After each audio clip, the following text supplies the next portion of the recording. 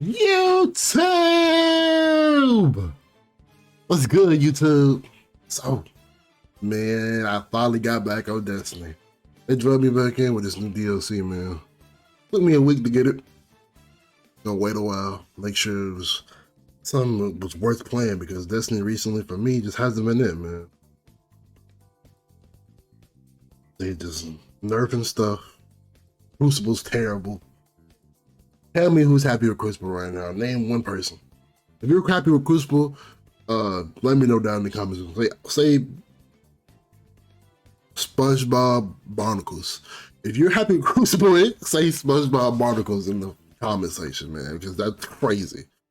But the new DLC came out. The new campaign came out. And that's what we had to talk about, man. We're talking about the new campaign in Destiny 2 Lightfall, man. And my first reaction / review of it. So honestly, going through the campaign, it was pretty easy to just get through. Me and my guy, we ran through it pretty quickly, pretty easily. It's pretty long though.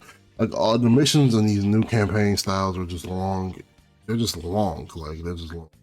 But the story, I'm paying attention to the story. I watched every cutscene for the first time. I'm not gonna be doing that again. It was pretty good. The story was pretty good, but it left everything open-ended at the end, but skipping too far ahead. But getting to the campaign, like I said, was pretty easy in the beginning, right? There was a few glitches every now and then. Randomly, Osiris glitched out. I'm gonna put a clip on that on the screen. Osiris was just glitching out while he was very angry talking. Maybe his energy was just radiating through the game and they couldn't contain it. So he started glitching out. But other than that, it's pretty smooth. It was fun, and new enemies were annoying. The Tormentors, man, my God, Tormentors were just some of the most toxic enemies I've ever seen in any game. They have this big void whirlpool that just comes above their head. It's just spinning, and it's just spinning off like energy blades that just track you. Like, bro, what? Like, who made that? Who made that boss? Or enemy? Because it's not a boss, but it fights like one. Who made him? We need answers. But that just gets me to the last boss, man. I'm gonna go ahead and get to the last boss because that's the longest part of the campaign, man. The boss was absolutely atrocious. Obviously, I'm playing on Legend, bro. Like, come on. I'm playing on Legend because I want the exotic. Even though it's trash for the hunter. It's not even the best hunter exotic for the strand builds right now. But anyways, yes, I'm playing on hunter because hunter's the master race. But then me and my guy, we go into the freaking the last boss, right? And we're fighting, we're scrapping. Changed our build a few times to just make sure that it was going through. But then we realized that Strand is really the way to go. So we start using Strand, but we don't know yet that we can suspend the Tormentors because every time we've tried, we couldn't do it. But the game doesn't tell you, unless it did, and we didn't see it, but I'm pretty sure the game just doesn't tell you that if you shoot the Tormentors over his shoulders and he becomes unleashed, then you can suspend him. If we knew that, we would have wasted 2 less hours. It probably took us around 3 hours to kill the boss. Yes, I was selling. He was doubling me in damage, doubling me in kills. But he was on a Titan build that was broken. So I ain't played the game in months. Give me a break. But as soon as we found out that we can spin the Tormentors, it was easy from there because the Tormentors are just dead. They're just dangling in the air. We're just shooting them in their crisp spot on their chest, and they die.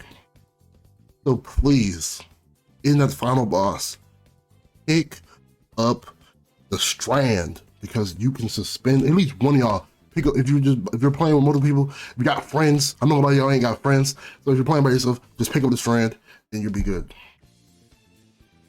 But that, like, it was a pretty good story. The bosses were pretty mid, but like the difficulty wasn't like terrible. It just wasn't as strong as I feel like Witch Queen was. Witch Queen's difficulty was a little bit harder than me. And then the boss, we just didn't know the mechanics to the tormentors, so it took us way longer. If we knew the mechanics to the tormentors, we would have finished it way earlier. So overall, I'm gonna rate the difficulty at probably like a 7, and compared to Witch Queen being like a 8.5, probably somewhere in there. Because Witch Queen was just hard throughout it. Throughout Witch Queen, it was just hard. And back then, it's probably because we had less builds. We only had Void 3.0 back then and stuff. So maybe that's why, but it just felt like it was way harder than Witch Queen. The story, I'm gonna rate that a 9. I'm not gonna go too much into the story because, you know, I don't want to spoil the story for anybody that hasn't. I'm gonna put some clips of the boss fight in here, but that's it.